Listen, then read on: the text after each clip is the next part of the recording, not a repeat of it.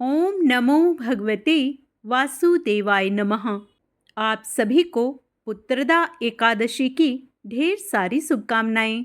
आज के अपने इस वीडियो में हम सावन शुक्ल पक्ष में पड़ने वाली पुत्रदा एकादशी की व्रत कथा का स्मरण करेंगे।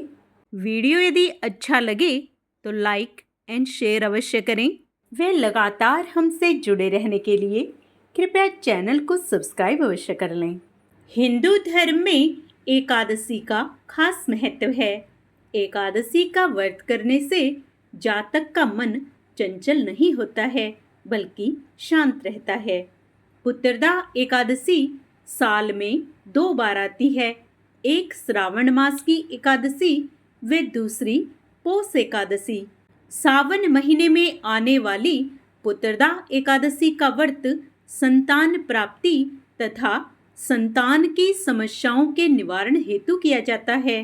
सावन की पुत्रदा एकादशी को विशेष फलदायी माना जाता है। इस व्रत को करने से संतान संबंधी हर चिंता और समस्या का अंत हो जाता है।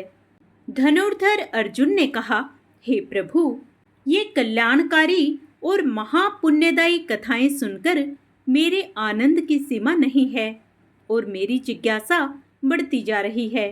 हे कमल नयन, अब आप मुझे श्रावण माह के शुक्ल पक्ष की एकादशी की कथा सुनाने की कृपा करें। इस एकादशी का क्या नाम है तथा इसके व्रत का क्या विधान है? इसमें किस देवता का पूजन किया जाता है और इसका व्रत करने से किस फल की प्राप्ति होती है? श्री कृष्ण ने कहा, हे धनुर्धर, श्रावण माह के शुक्ल पक्ष की एकादशी की कथा के स्वर्ण मात्र से ही अनंत यज्ञ का फल प्राप्त होता है। हे पार्थ, द्वापर युग के आरंभ में ही महिष्मति नाम की एक नगरी थी। उस नगरी में महाजीत नाम का एक राजा राज्य करता था। वह पुत्रहीन था, इसलिए वह सदा दुखी रहता था। उसे वह राज्य, सुख और वैभव सभी कुछ बड़ा ही कष्टदायक प्रतीत होता था, क्योंकि पुत्र के बिना मनुष्य को इहलोक और परलोक दोनों में सुख नहीं मिलता है। राजा ने पुत्र प्राप्ति के बहुत से उपाय किए, किंतु उसका हर उपाय निष्फल रहा। जैसे जैसे राजा महाजीत वृद्धावस्था की ओर बढ़ता जा रहा था, वैसे वैसे ही उसकी चिंता भी बढ़ती जा रही थी। एक दिन राजा ने अपनी सभा को संबोधित करके कहा, न तो मैंने अपने जीवन में कोई पाप किया है और न ही अन्यायपूर्वक प्रजा से धन एकत्रित किया है, न ही कभी प्रजा को कष्ट दिया है और न कभी देवता और ब्राह्मणों का निरादर किया है। मैंने प्रजा का सदैव अपने पुत्र की तरह पालन किया है, कभी किसी से ईर्ष्या भाव नहीं किया, सभी को एक समान समझा है। मेरे राज्य में कानून भी ऐसे नहीं हैं जो प्रजा में अनावश्यक डर पैदा करें। इस प्रकार धर्मयुक्त राज्य करने पर भी मैं इस समय अत्यंत कष्ट पा रहा हूँ। इसका क्या कारण है? मेरी समझ में कुछ नहीं आ रहा है। आप इस पर विचार करें कि इसका क्या कारण है और क्या इस जीवन में मैं इस कष्ट से मुक्त हो पाऊंगा। राजा के इस कष्ट के निवारण के लिए मंत्री आदि वन को गए, ताकि वहां जाकर किसी ऋषि मुनि को राजा का दुख बताकर कोई समाधान पा सकें। वन में जाकर उन्होंने श्रेष्ठ ऋषि मुनियों के दर्शन किए। उस वन में वयोवृद्ध और धर्म के ज्ञाता महर्षि लोमस भी रहते थे। वे सभी जन महर्षि लोमस के पास गए। उन सबने महर्षि लोमस को दंडवत प्रणाम किया और उनके सम्मुख बैठ गए। महर्षि के दर्शन से सभी को बड़ी प्रसन्नता हुई और सबने महर्षि लोमस से प्रार्थना की, हे देव, हमारे अहोभाग्य हैं कि हमें आपके दर्शनों का सौभाग्य प्राप्त हुआ। मंत्री की बात सुन लोमस ऋषि ने कहा, हे मंत्रीवर, आप लोगों की विनम्रता और सद्व्यवहार से मैं अति प्रसन्न हूँ। आप मुझसे अपने आने का प्रयोजन कहें। मैं आपके कार्य को अपने सामर्थ्य के अनुसार अवश्य ही करूँगा, क्योंकि हमारा शरीर ही परोपकार के लिए बना है। लोमश ऋषि के ऐसे मृदु वचन सुनकर मंत्री ने कहा, हे ऋषिवर, आप हमारी सभी बातों को जानने में ब्रह्मा से भी ज्यादा समर्थ हैं। अतः आप हमारे संदेह को दूर कीजिए। महिष्मति नामक नगरी के हमारे महाराज महाजीत बड़े ही धर्मात्मा व प्रजावत्सल हैं। वह प्रजा का पुत्र की तरह धर्मानुसार पालन करते हैं, किंतु फिर भी वे पुत्रहीन हैं। हे महामुनि, इससे वह अत्यंत दुखी रहते हैं। हम लोग उनकी प्रजा हैं, हम भी उनके दुख से दुखी हो रहे हैं, क्योंकि प्रजा का यह कर्तव्य है कि राजा के सुख में सुख माने और दुख में दुख माने। हमें उनके पुत्रहीन होने का अभी तक कारण ज्ञात नहीं हुआ है, इसलिए हम आपके पास आए हैं। अब आपके दर्शन करके हमको पूर्ण विश्वास है कि हमारा दुख अवश्य ही दूर हो जाएगा, क्योंकि महान पुरुषों के दर्शन मात्र में ही प्रत्येक कार्य की सिद्धि हो जाती है। अतः आप हमें बताने की कृपा करें कि किस विधान से हमारे महाराज पुत्रवान हो सकते हैं। हे ऋषिवर, यह आपका हम पर व हमारे राज्य की प्रजा पर बड़ा ही उपकार होगा। ऐसी करुण प्रार्थना सुनकर लोमस ऋषि नेत्र बंद करके राजा के पूर्व जन्मों पर विचार करने लगे। कुछ पलों के बाद उन्होंने विचार करके कहा, हे भद्रजनों, यह राजा पिछले जन्म में अत्यंत उदंड था तथा बुरे कर्म किया करता था।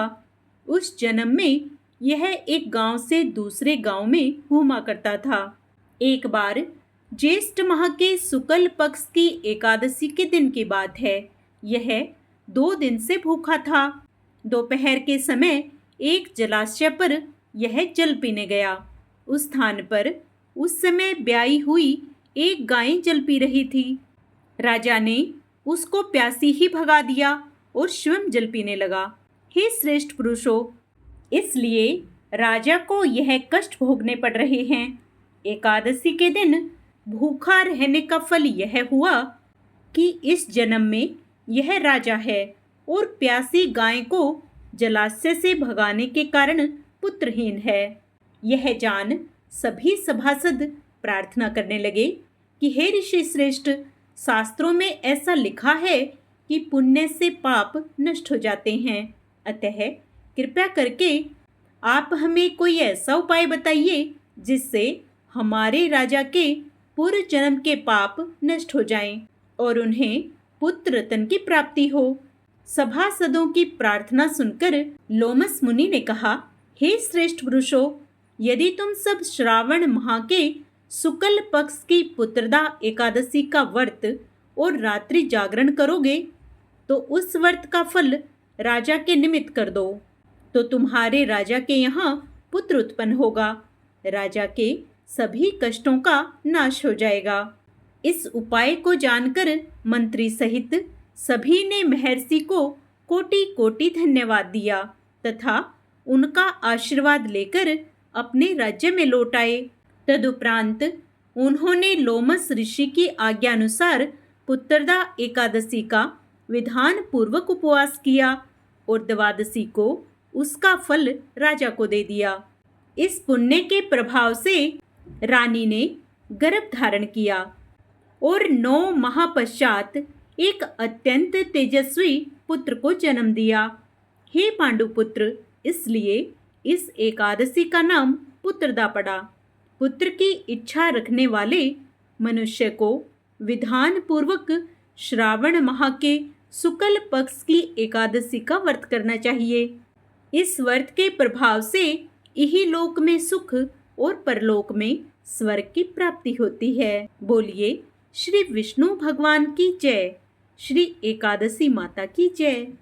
अब प्रत्येक व्रत कथा के अंत में सुने जाने वाली लपसी और तपसी की कथा सुनते हैं। एक लपसी था, एक तपसी था।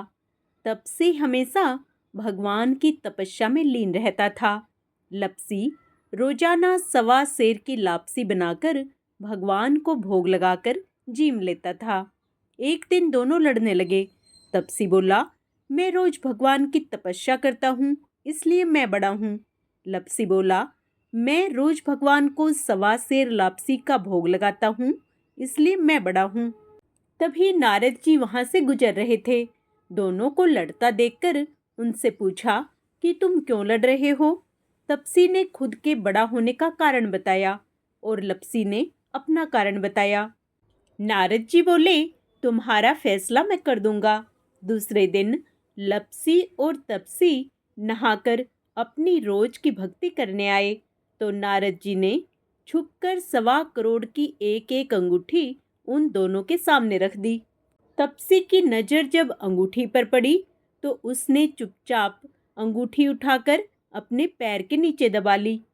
लपसी की नजर अंगूठी पर पड़ी, लेकिन उसने ध्यान नहीं दिया। भगवान को भोग लगाकर लापसी खाने लगा। नारद जी सामने आए तो दोनों ने पूछा कि कौन बड़ा। तो नारद जी ने तपसी से खड़ा होने को कहा। वो खड़ा हो गया और उसके नीचे दबी अंगूठी दिखाई पड़ी। नारद जी ने तपसी से कहा, तपस्या करने के बाद भी तुम्हारी चोरी करने की आदत नहीं गई, इसलिए लपसी बड़ा है और तुम्हें तुम्हारी तपस्या का कोई भी फल नहीं मिलेगा। तपसी शर्मिंदा होकर माफी मांगने लगा। उसने नारद जी से पूछा, मुझे मेरी तपस्या का फल कैसे मिलेगा। नारद जी ने कहा, यदि कोई गाय और कुत्ते की रोटी नहीं बनाएगा तो फल तुझे मिलेगा। यदि कोई ब्राह्मण को भोजन करवाकर दक्षिणा नहीं देगा तो भी फल तुझे मिलेगा। यदि कोई साड़ी के साथ ब्लाउज नहीं देगा तो फल तुझे मिलेगा। यदि कोई दिए से दिया जलाएगा तो फल तुझे मिलेगा। यदि कोई सारी कहानी सुने लेकिन तुम्हारी कहानी नहीं सुनेगा तो भी फल तुझे ही मिलेगा। उसी दिन से हर व्रत कथा कहानी के साथ लपसी तपसी की कहानी भी सुनी और कही जाती है। एकादशी व्रत में माँ तुलसी की पूजा करने व आरती करने का विशेष महत्व है। भगवान विष्णु को प्रसन्न करने के लिए आइए अब विष्णु प्रिया माँ तुलसी की आरती करें। तुलसी महारानी नमो नमो, हरि की पटरानी नमो नमो। तुलसी महारानी नमो नमो, धन तुलसी पूर्ण तप कीन्हो, सालिग्राम बनी पटरानी। जाके पत्र मंजरी कोमल, श्रीपति कमल चरण लपटानी। धूप दीप नैवेद्य आरती, पुष्पन की वर्षा बरसानी। नमो नमो तुलसी महारानी नमो नमो, हरि की पटरानी नमो नमो। 56 भोग 36 व्यंजन, बिन तुलसी हरि एक न मानी। सभी सखी मैया तेरो जस गावे, भक्ति दान दीजे महारानी। नमो नमो तुलसी महारानी नमो नमो, हरि की पटरानी नमो नमो। तुलसी महारानी नमो नमो। जय माँ तुलसी।